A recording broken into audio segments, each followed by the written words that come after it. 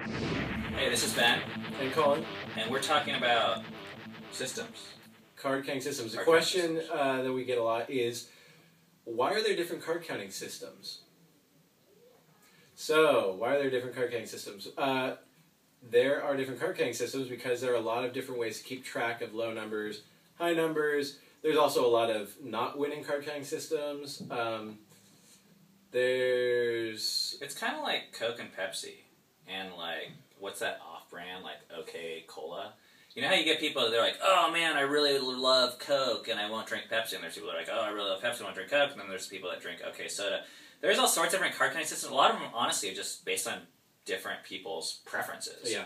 There's simpler systems. That's a bad analogy, by the way, that I just used. Simpler systems that tend to not make you as much money. More complicated systems that theoretically will make you more money. Everywhere in between. We actually have a chart on our website that kind of shows all of them, compares them. But listen, we've tried a lot of them. We know a lot about a lot of them.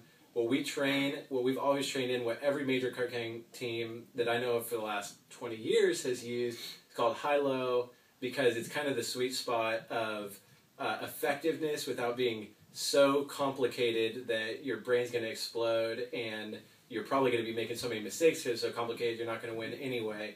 So you can check that out, or follow your heart, whatever one you feel like you need to use. But we recommend high-low. Follow your heart, but use high-low. Exactly. And just so you guys know, that I think all of us have experienced. Well, all the serious card counters I know, they come in and see that high-low makes, like, let's just say 1%, and this other count might make 1.5%.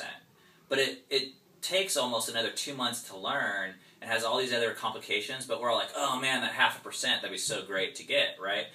But everyone I know that's gone down that path has ultimately decided it's not worth it. And that there's a lot of other studies that have shown there's a few other tips and tricks you can learn that actually make up for 10, 20, sometimes even 50% of your edge in blackjack. So to go after that extra 0.5% by learning a whole other count system, it's just not even worth it.